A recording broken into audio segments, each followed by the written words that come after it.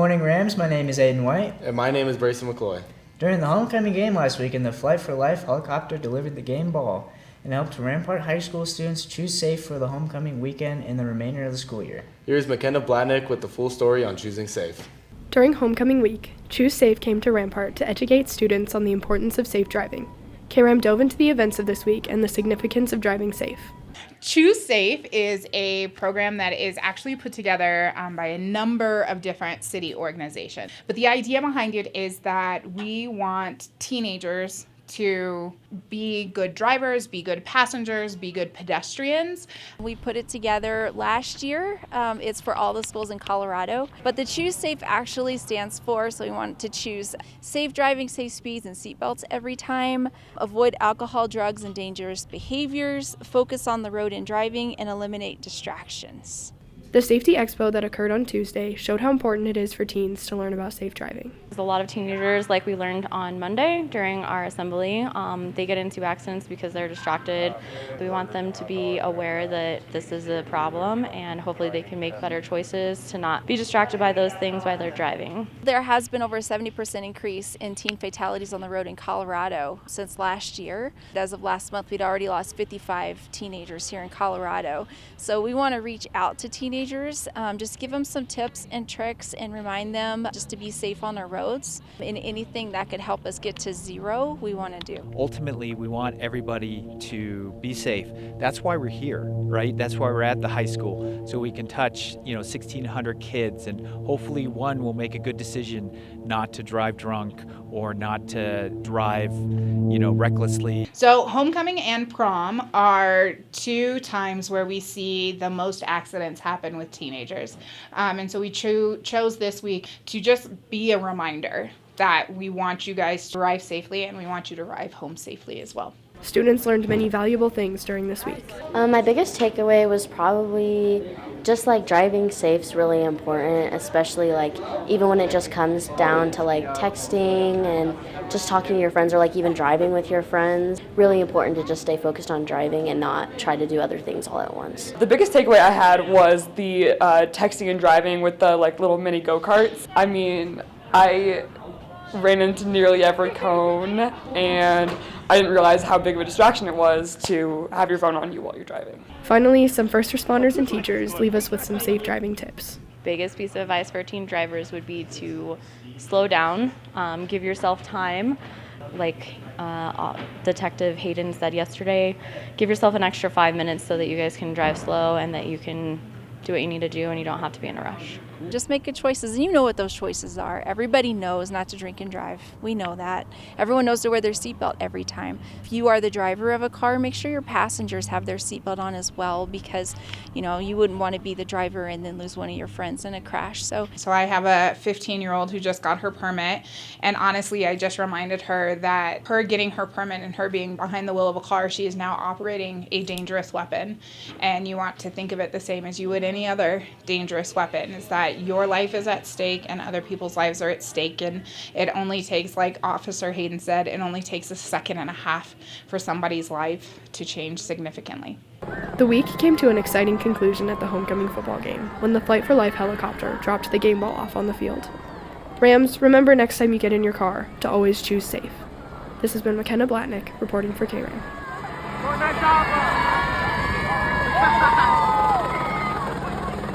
Thank you, McKenna, and don't forget to choose safe, Rams, and drive with care.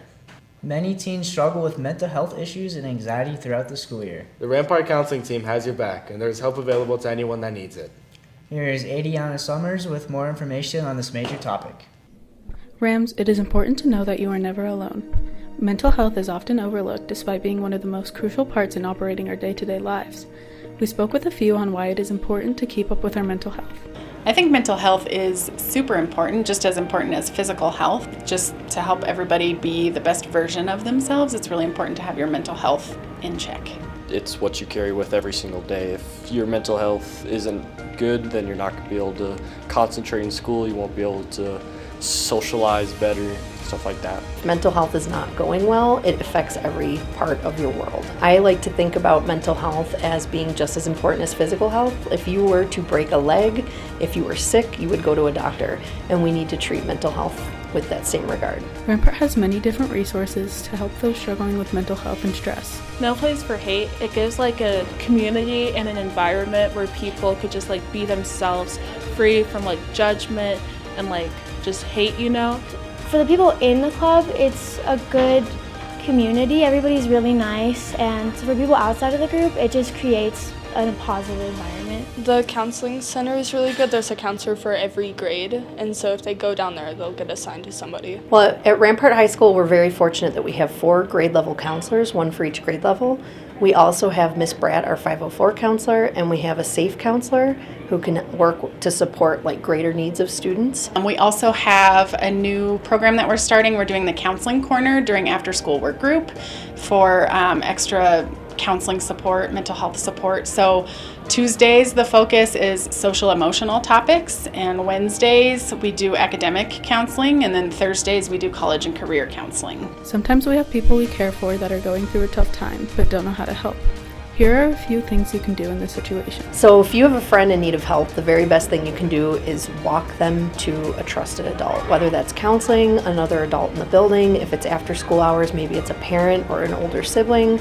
But just making sure that if you have a concern about a friend, you're not just saying, let's talk about it, or, you know, let's just wait until tomorrow. Like, just make sure that you're getting them connected to help immediately. We don't ever want to wait.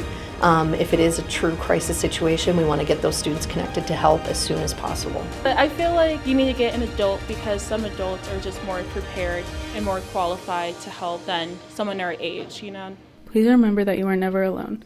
Never hesitate to reach out to a trusted adult or our counselors here at Rampart, as they are here to help you. This has been Adiana Somers reporting for Kram. Thank you, Adiana.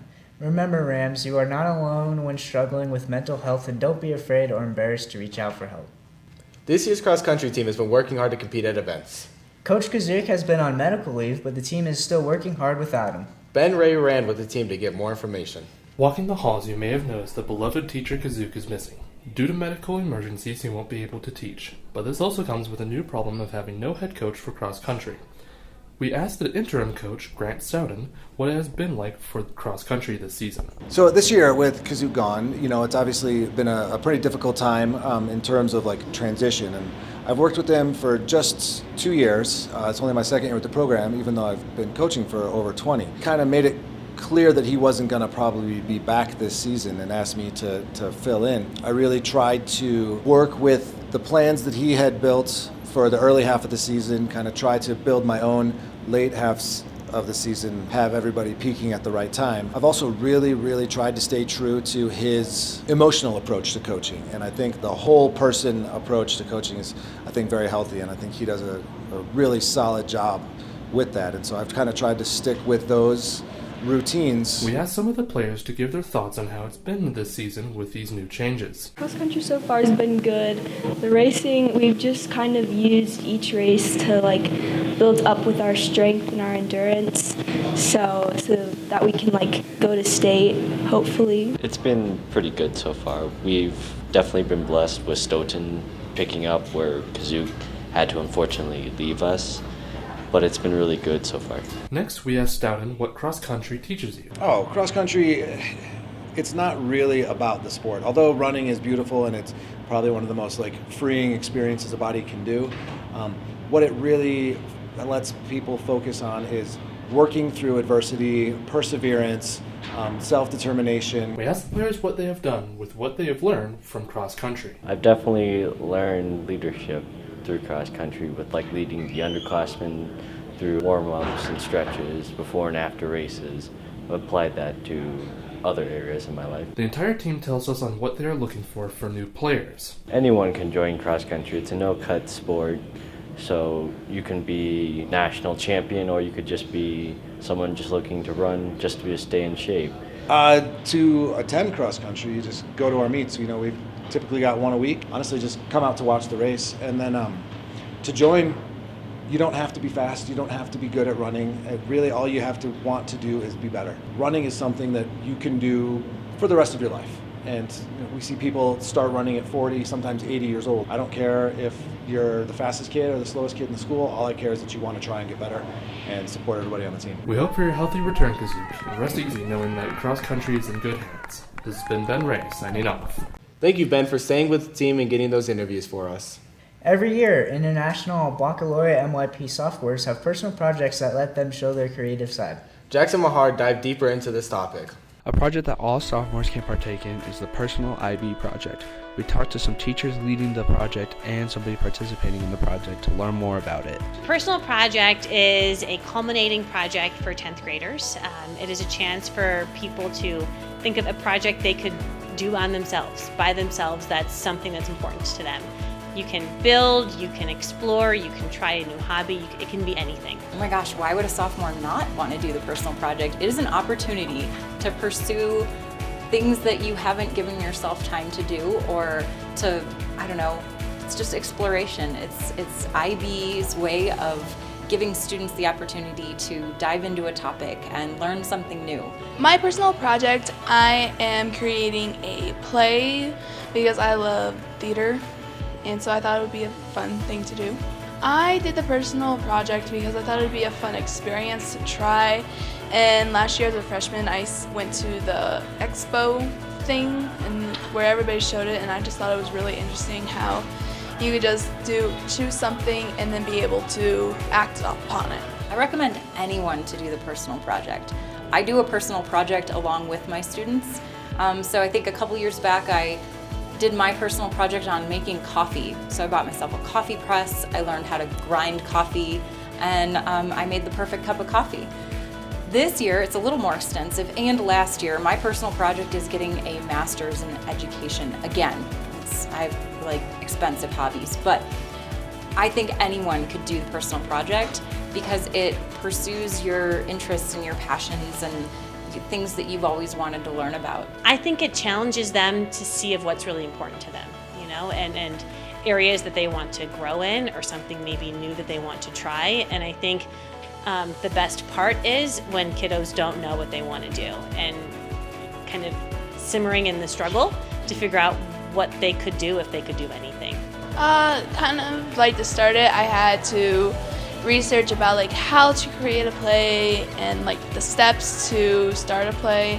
So like developing characters, developing their character arc, creating a plot of what's going to happen and what's going to go, and then just kind of like having the time and sitting down to like write dialogue, to write stage directions, and just kind of like figure out how I want to show it, which is kind of the hard thing to do about it. If you have any questions, go see Ms. Schneider. This is Jackson Mahar reporting for Kram. Thank you, Jackson, and good luck to our MYP sophomores as they explore their creativity. Balida Bremenkamp is a student here at Rampart and the subject of our student profile this week. She is a gifted artist that recently had a booth at a statewide art show. Balida is a student here at Rampart that has a skill in art, so much so that they got accepted into the Korean Arts Festival in Denver.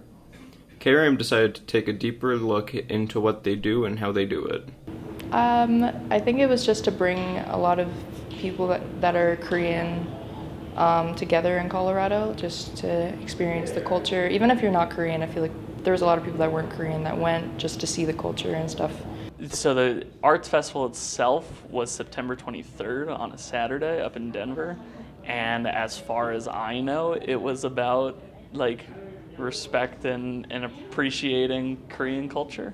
It was really nice. There was a very inclusive community and a lot of Korean culture, which I haven't seen before. And as for like what went into it, we had a lot of setup. We had to see how we could set up our booth and sell our art.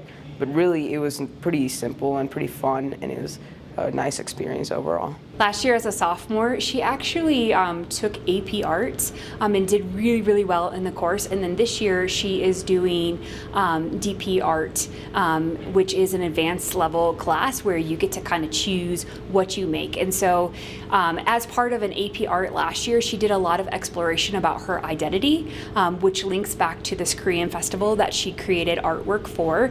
And she did it in different drawing mediums, oil pastels, and also a lot of digital art.